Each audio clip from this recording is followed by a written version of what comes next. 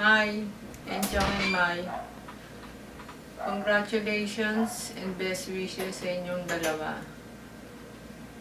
Ayan, may bago na kayong tatahakin na bagong buhay bilang mag-asawa.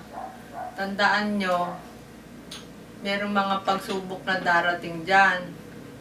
Pero kakayanin yung dalawa yon. Kailangan may tiwala kayo sa isa't isa, respeto at pag-unawa para sa inyong magandang pagsasama. Dapat, dalawa kayong magsusumikap sa inyong buhay. Magtulong-tulong kayong dalawa at kailangan magtitipid kayo parang ako. Kita nyo, kung hindi ako nagtipid, Renz, Enchong, o ano, makakatapos ba kayo niyan? Kailangan magtipid kayo ng maigi, hindi yung puro luho sa buhay. At gusto ko, bigyan nyo ako ng magandang apo kasing ganda ko. At kasing pogi ng tatay nyo. Pero kung mare, pwede ba babae? Kasi puro lalaki na kayo lahat eh. O ikaw, Enchong, siguro natatandaan mo. Diba, sabi ko sa inyo, bago kayo mga mag-asawa, kailangan may lupa't bahay kayo, tsaka mga pera. Para may maibibigay kayo sa mga magiging asawa nyo. Hindi kayo hihingi sa akin. Eh, ang problema, joke lang Sinasabi ko lang kakong totoo, para matuto kayo sa buhay nyo. Diba, tama naman, Mai? Alam mo na yun kung ano ibig kong sabihin dahil noon nag-usap na rin tayong dalawa. O, kaya yung magiging asawa mo, kastiguhin mo, ayusin mo. Alam mo naman yan, laging nasa akin yan. Kaya yan, bahala ka na dyan. Ayusin mo yung buhay niyong dalawa. O, di ba?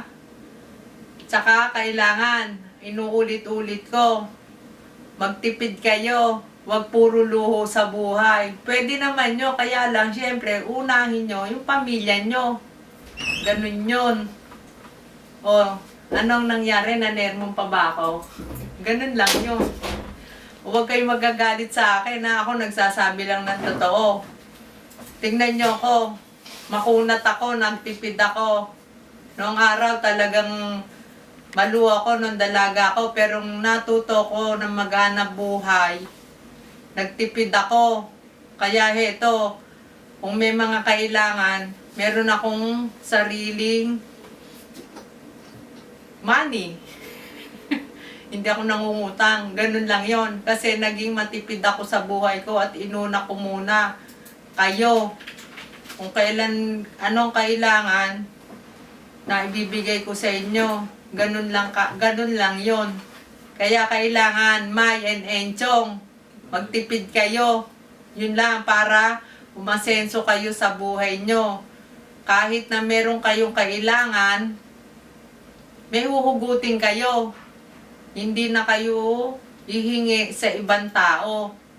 Ganun lang yon. O Enchong, ano sabi ko sa inyo? Pag kayo nagkaanak, nagkaapo ko, ang sagot ko lang sa inyo, diaper Yun lang ako.